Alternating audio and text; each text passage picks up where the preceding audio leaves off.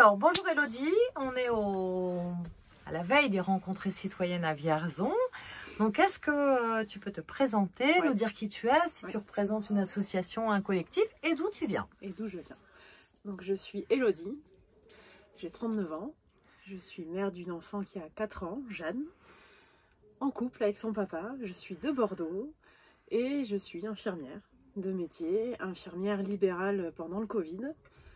Et quand les obligations d'injection dites vaccinales s'imposent à nous, je ne peux pas m'y accorder du tout. Je ne peux pas répondre à ces obligations et je me dis qu'est-ce que je fais? Parce que je ne suis pas hospitalière à ce moment-là, je suis en libéral et je ne peux pas abandonner mes patients, je ne peux pas abandonner mes associés, je ne peux pas abandonner mon poste. Il y a un peu un truc qui dit t'abandonnes pas ton poste s'il n'y a pas de raison valable. Et puis t'injectes pas un produit que tu connais pas.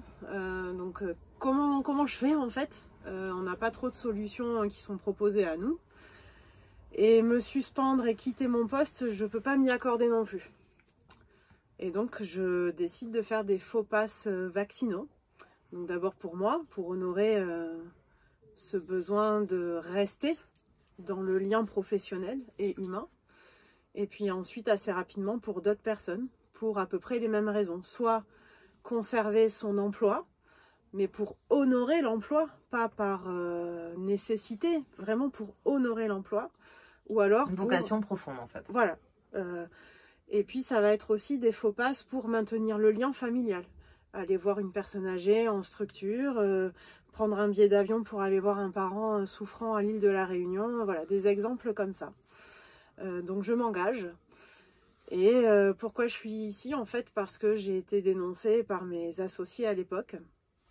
Et s'en est suivi tout un tas de procédures juridiques. Un lynchage personnel énorme.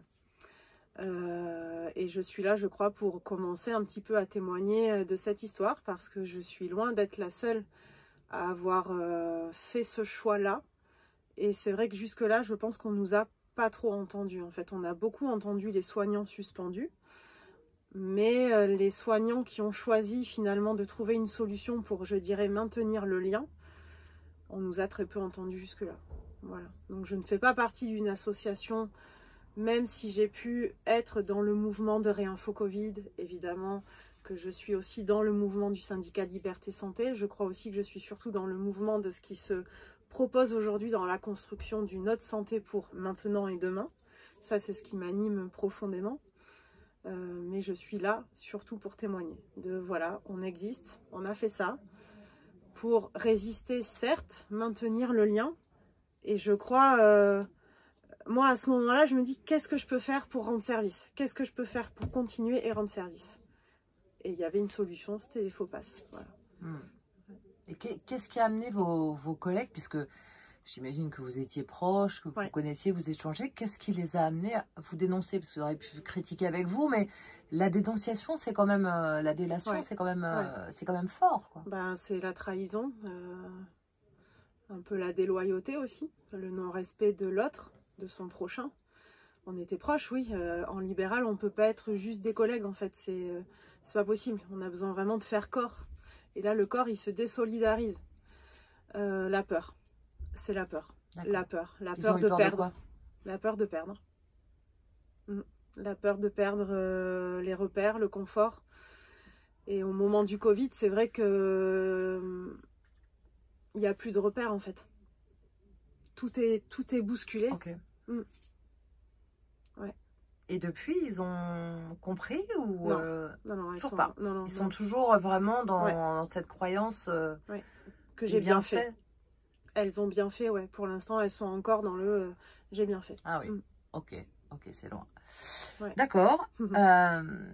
Donc, bon, là, ma question, c'était qu'est-ce qui vous a personnellement amené à vous engager là-dedans, mais je pense que là, vous avez déjà répondu à cette question. D'accord. En quoi vous pensez que ces rencontres citoyennes qui s'organisent demain sont nécessaires, utiles, particulières, etc. La prise de parole, le lien, la transmission, pour continuer. Parce qu'on aurait envie, et je pense qu'en tout cas, tous les résistants à ce moment-là ont vécu ce truc de lutter contre quelque chose. Et ça, c'était un piège qui a été emprunté au début, et je pense que c'est normal, ça nous a permis de prendre le mouvement. Mais je crois que ce qui est surtout important, c'est de maintenant, pardon, je bégaye, c'est l'émotion, mais c'est d'œuvrer pour. C'est vraiment construire.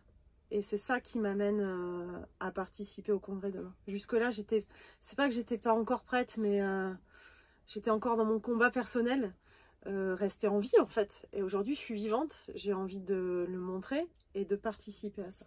Ouais. D'accord. Ouais. Et vous pensez que ça amène, qu'est-ce que ces rencontres amènent pour les gens, vous pensez? Est-ce que vous pensez que ça va amener plus de compréhension, plus d'entente, de lien? Compréhension, entente, lien, ça c'est sûr, de l'aide et d'ouverture. De l'aide aux personnes qui sont victimes, vous pensez, vous dites? Ah oui, ça c'est sûr. Aide aux victimes en tout genre, victimes des injectés, victimes de ceux qui ont perdu leur potentiel de soigner à ce moment-là. Et oui, ça c'est sûr, de l'aide et du lien, ça c'est évident. Ouais. D'accord. Ouais. Bon, alors une toute dernière question, si vous pouviez changer quelque chose d'un coup de baguette magique pour changer le paradigme dans les années à venir, ce serait quoi? Alors le mot qui me vient, je ne sais pas trop comment le mettre en place, mais c'est l'avenir qui nous le dira, c'est l'ouverture. Qu'on puisse être ensemble, même si on n'est pas d'accord, qu'on puisse... c'est ce que je dis d'ailleurs dans un des procès que j'ai eu, c'est pouvoir mettre une table dans la cour et discuter autour de la table en fait. Et ça jusque-là on n'a pas encore réussi à le faire, on va le faire demain, mais on est ensemble, mais on n'arrive pas encore à le faire avec ceux avec qui on ne se comprend pas. Et tant qu'on n'arrivera pas à faire ça, on ne pourra pas... Et qu'est-ce qui empêche ça, à votre avis? L'ego, l'arrogance, la peur, les blocages personnels. Et vous pensez que c'est quelque chose de naturel ou quelque chose qui a été induit éventuellement? Induit. On a perdu le bon sens, je crois. Qu'est-ce qui a fait perdre le bon sens?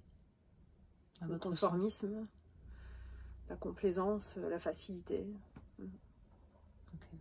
Donc, est-ce que vous pensez qu'il y a une volonté, en fait, derrière tout ça, de malfaisante, en fait, ou pas? Oui.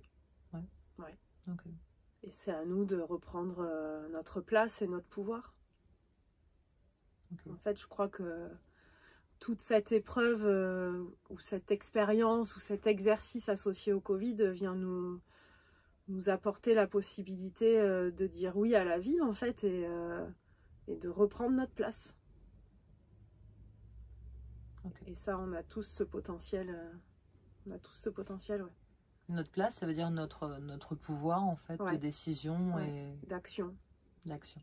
C'est pas le pouvoir d'achat, c'est le pouvoir d'action. Et en fait, je pense que depuis je sais pas combien de générations, on est dans le pouvoir d'achat. Ok, peut-être le pouvoir d'être alors. Ouais. Ok, bon, mais c'est joli. Ouais, ça paraît joli et infaisable, mais je pense qu'ensemble on peut y arriver. Ça prendra une marche après l'autre, mais... En même temps, c'est vrai que dans ce pouvoir d'achat, on voit les gens qui consomment de plus en plus d'anxiolytiques, qui sont de plus en plus seuls. Le confinement, ça a été terrible à ce niveau-là.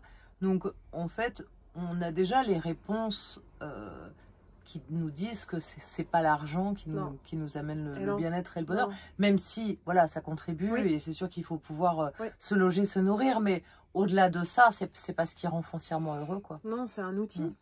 Mais... si cet outil nous sépare, il faut rééquilibrer l'outil en fait. Remettre l'argent comme un outil. Ouais, exactement. Bah, écoutez, merci beaucoup, Élodie. Merci.